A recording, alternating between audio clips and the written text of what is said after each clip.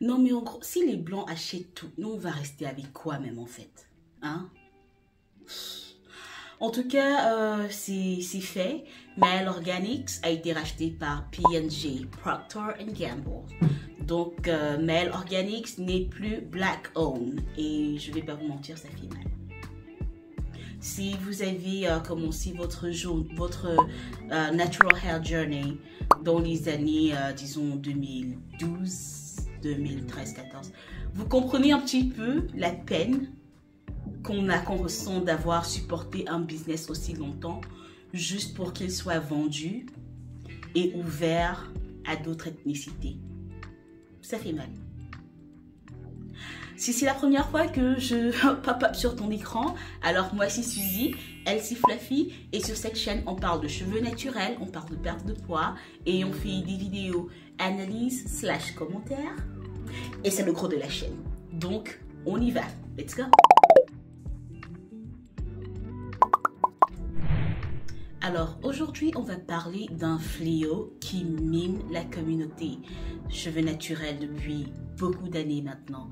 Et c'est un fléau que je vais simplement appeler le whitewashing ou l'inclusion forcée. Le problème en lui-même, c'est qu'une fois ces compagnies acquises, les produits créés à la base pour les sous-représentés que nous sommes vont changer en fait. Ces produits vont changer et perdre de leur efficacité. Ceci est dû au changement de formulation pour pouvoir satisfaire un public plus large, en abandonnant au passage le public de base qui est à l'origine du succès de ces marques. Mael Organics est une compagnie à la base Black owned, donc elle est créée par des Noirs et elle fait des produits pour les cheveux afro. Et son scandale commence avec un TikTok d'une fameuse influenceuse blanche.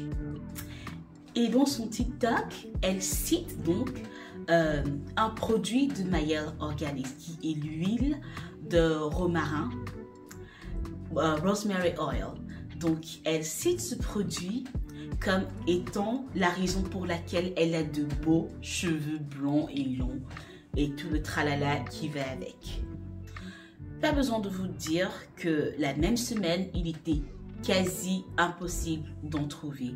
Et tout cela parce que ses abonnés, sa communauté, ses influencés, qui sont à la base, pour la plupart, des jeunes filles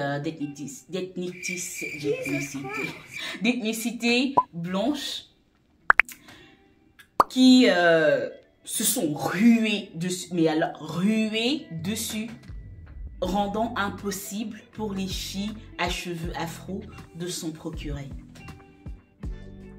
Alors, même pas une semaine plus tard, ces mêmes abonnés, cette même communauté a commencé à faire des vidéos se plaignant de chute de cheveux, d'irritation. Et moi, personnellement, ça m'a fait marrer un petit peu. Ça m'a fait marrer un petit peu. Parce que si 1 + 1 = 2 et 2 + 2 = 4, why are you here? C'est-à-dire, 2 + 2 = 4, mais pourquoi Becky est ici? Why are you here? Donc, en gros, c'est à ce moment que nous, de la communauté naturelle, on savait, oh we knew, que soit Mael Organics allait changer la formule de son huile et de ses produits pour pouvoir ajouter d'autres personnes, d'autres ethnicités à leur roster, ou alors Mael allait vendre la compagnie. Et sure enough, Mael Organics n'appartient plus au fondateur, en fait, n'appartient plus. Bien qu'elle travaille toujours pour la compagnie, elle travaille pour Mael Organics, mais Mael Organics n'est plus à elle. Et ça se voit déjà. Ils ont déjà commencé à sortir 10 000 produits, juste comme chez Moisture avait commencé. Ils ont maintenant avocado, machin, truc à l'avocat là. Et franchement, c'est pénible. C'est pénible. Ça se ressent que le produit n'est plus le même. Le produit n'agit plus de la même manière sur les cheveux. Et même dans les publicités. On se rend compte que nous les fans, quand je dis nous, c'est-à-dire ceux qui sont là, qui utilisent ces produits, ceux qui ont dépensé de leur argent, ceux qui ont fait le succès de cette compagnie, on a été laissés pour compte. Nous avons été abandonnés à notre propre sort parce que maintenant, même dans les publicités, ce n'est plus la fille noire avec les cheveux crépus. Mais non, c'est une blanche avec des cheveux lisses ou je sais pas trop quoi. Et ça fait mal. Ça fait mal. Et c'est l'une des raisons pour lesquelles aussi j'ai commencé cette chaîne pour pouvoir vous montrer que vous n'avez pas nécessairement besoin d'aller acheter des produits en supermarché ou des produits qui sont chers parce que, disons-nous la vérité, les produits pour cheveux naturels sont chers. On paie 2 fois le prix que les autres paient et on a moins de produits. Si vous allez chez Walmart, une aisle pour les cheveux, c'est-à-dire tout confond, une aisle, vous avez au moins une ou deux aisles, je ne sais plus comment dire aisle en français. Vous avez un ou deux couloirs remplis de Garnier, de L'Oréal, de Dove. Toutes ces compagnies sont là. Et puis, nous, on a à peine la moitié. C'est quand tu vas dans un Walmart ou un Target qui vraiment a de la représentation, c'est généralement même pas la moitié. Ça va peut-être être un petit coin, un coin ethnique quelque part. Et c'est là où vous allez essayer de vous battre comme vous pouvez.